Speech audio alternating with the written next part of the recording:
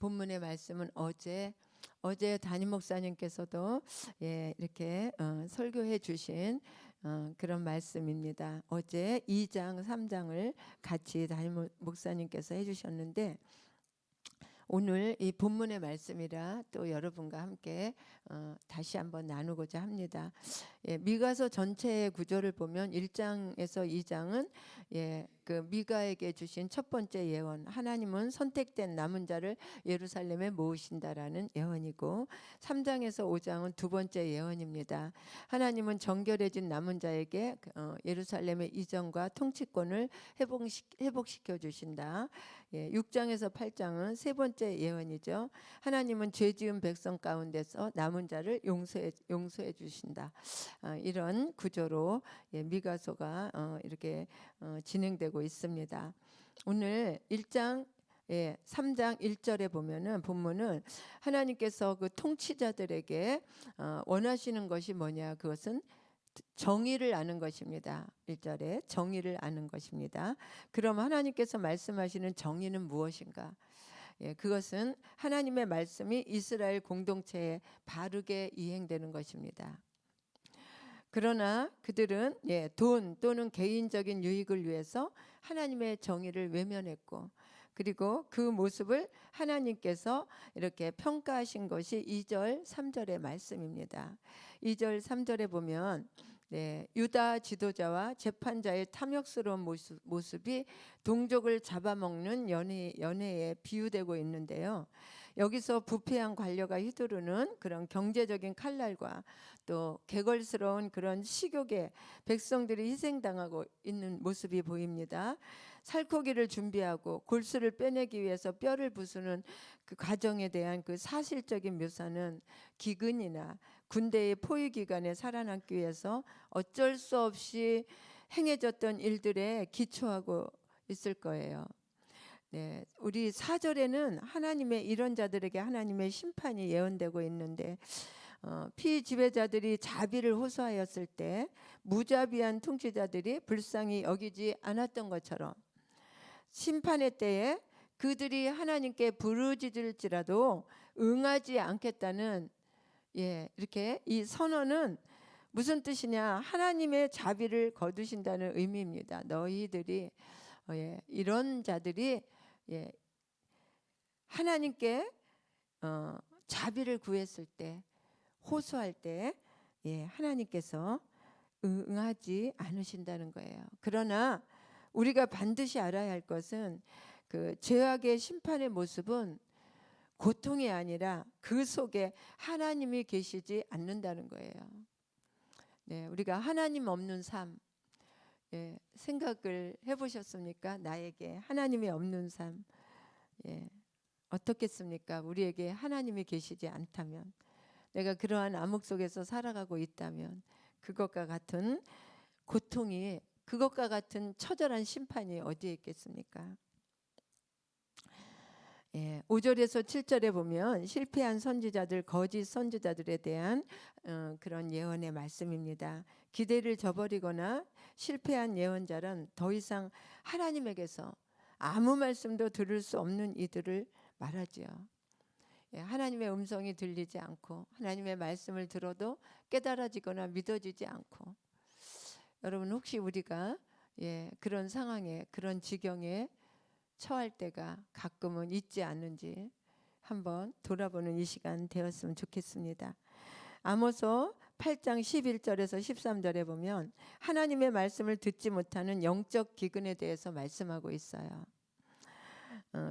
주 여호와의 말씀이니라. 보라, 날이 이를지라 내가 기근을 땅에 보내리니 양식이 없어 주림이 아니며 물이 없어 가람이 아니요 여호와의 말씀을 듣지 못한 기갈이라.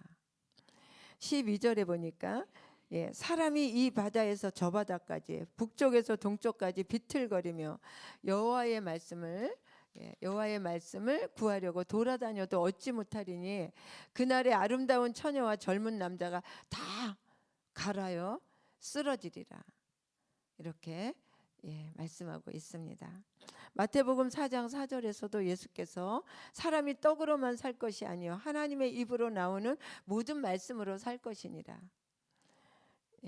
이런 말씀이 있습니다. 이런 말씀과 우리가 오늘 말씀을 연결되어서 한번 생각해 볼 때, 하나님이 말씀이 없는 영적 기근은 심판 중에도 가장 고통스러운 최고의 고통이고 최고의 심판이고, 곧 하나님의 말씀이 없는 삶, 하나님의 음성이 들려지지 않는 삶, 네, 그런 삶은 우리에게 곧 죽음임을 명백히 보여주는, 그러한 고통스러운 심판인 것입니다.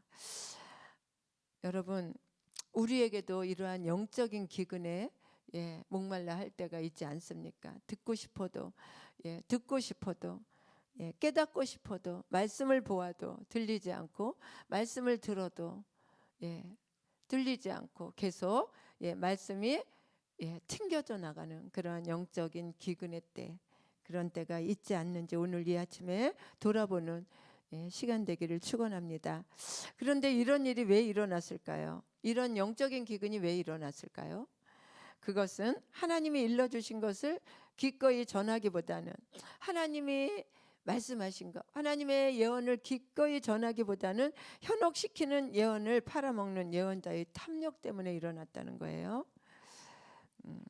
예언을 상업화하는 이들은 예언자에게 빵을 주는 상인과 귀족을 위해서는 평화나 번영을 확신시켜주고, 그들에게 뇌물을 바치지 않는 이들에게는 전쟁으로 비유된 파멸의 위협을 전하고 있었습니다. 오늘 말씀에 보니까 아모스처럼 다만 하나님의 선택에 의해 말씀을 전하게 되었던 미가는 그들의 잘못된 죄와 그리고 점술 행위 대신 진정한 하나님의 말씀을 전했죠.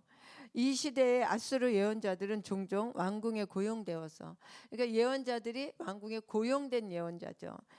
사꾼이죠.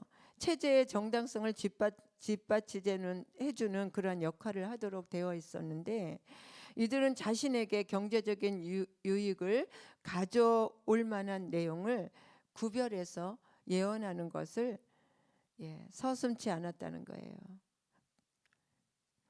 또한 하나님이 택하신 민족의 그런 도덕적인 그런 경비견이어야만 했던 예언자들은 탐욕스럽고 욕심 많은 지배자들에게 올바른 말을 그렇게 짓는 대신에 자기의 꼬리를 흔드는 개같이 자기의 거만한 욕심을 채우기 위하여 그런 식인종 무리에 가담하였어요.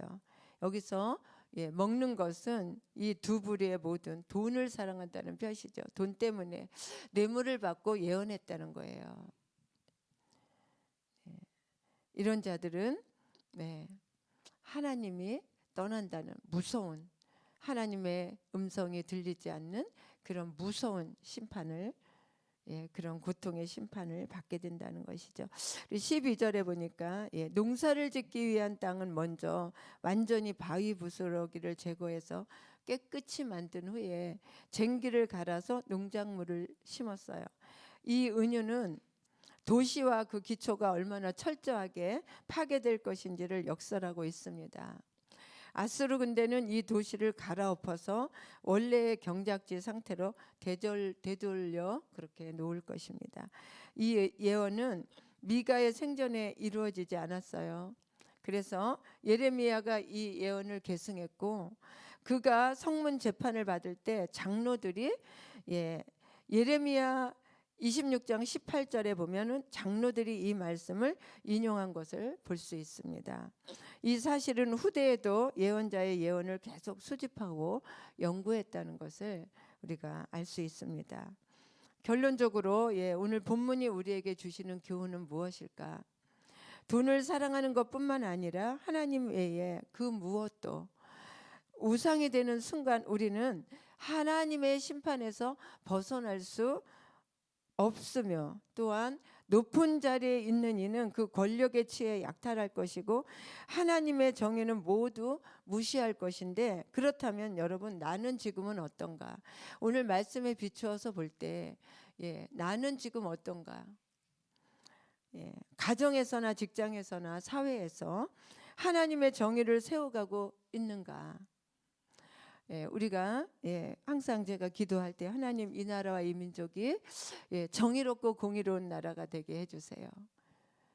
권세자들을 위해서 우리가 기도할 때 그들의 입에서 정의와 공의가 선포되도록, 그래서 하나님이 싫어하는 모든 악법들이 다 폐지되고 하나님을 두려워하는 정치인들이 사회정치 경제문화 모든 분야에 세워지도록 여러분 우리는 그렇게 기도해야 됩니다.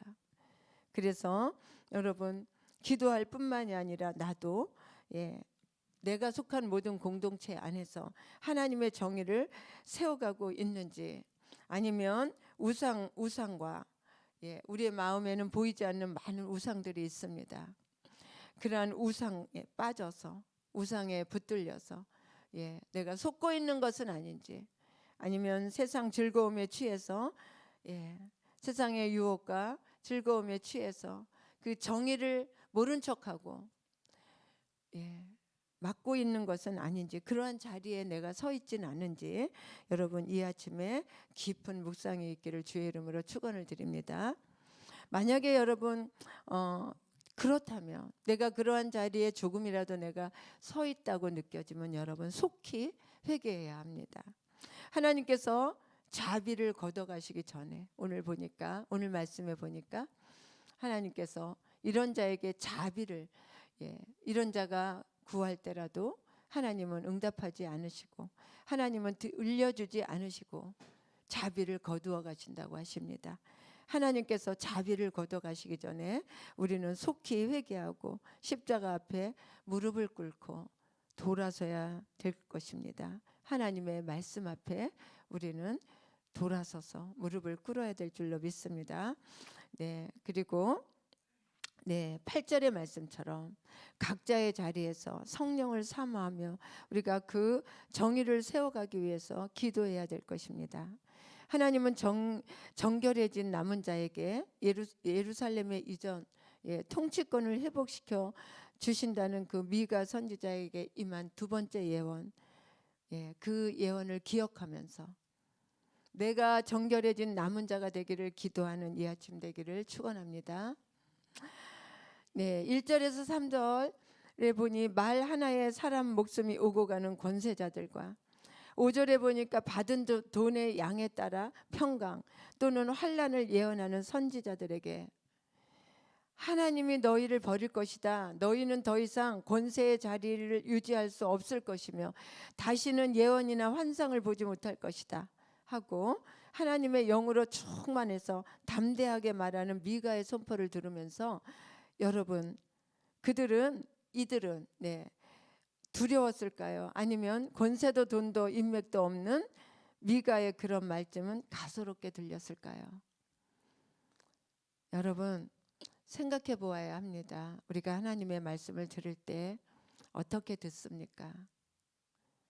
나는 이 설교의 말씀을 들을 때, 아니면 하나님의 이 말씀을 읽을 때 우리는 어떠한 마음으로 듣습니까? 이들은 미가의 선포를, 그 예언자 선지자의 선포하는 그 하나님의 말씀을 가소롭게 들었기 때문에 이런 심판에 임하게 됐던 것입니다. 여러분 그들의 반응이 어떻든 간에 상관없이, 그러나 나는 하나님의 영으로 충만히 담대히 말할 수 있다. 이런 미가의 선포를 들으며 내 말은 무엇으로 충만해져서, 나는 오늘도 내 입술에서 어떤 충만한 말씀으로 충만해져서 그러한 말씀을 내 입에서 선포하며 내 입에서 말하며 있는지 묻고 또 자신을 돌아보는 이 시간 되기를 축원합니다. 우리 8절 한번 같이 읽고 말씀을 마치겠습니다. 우리 8절 시작. 여호와의 영으로 말미암아 능력과 정의와 용기로 충만해져서 야곱의 허물과 이스라엘의 죄를 그들에게 보이리라. 아멘. 여러분 방관하는 것은 가담하는 것입니다. 죄를 보고 못 본 척 정의를 말하지 않는 것은 그 불의에 가담하는 것입니다. 나는 아니야, 나는 몰라, 그게 아니라 가담하는 것입니다. 한두 푼의 돈과 앞의 이익 때문에 말이 바뀌지 않기를. 9절에처럼 권세와 다수 앞에 쫄지 않기를. 그리고 6절에서처럼 없으면서 있는 척하지 않기를. 그리고 8절에서처럼 하나님의 영이 나에게 채워져서 능력과 정의와 용기로 가득해서 불의 앞에서 내가 담대히 말할 수 있기를, 그렇게 다짐하고 결단하는 이 아침 되기를 주의 이름으로 축원합니다. 오늘도 주님과 함께 여주 동행하면서 하나님의 기쁨으로 충만한 하루 되시기를 축원합니다. 기도하시겠습니다.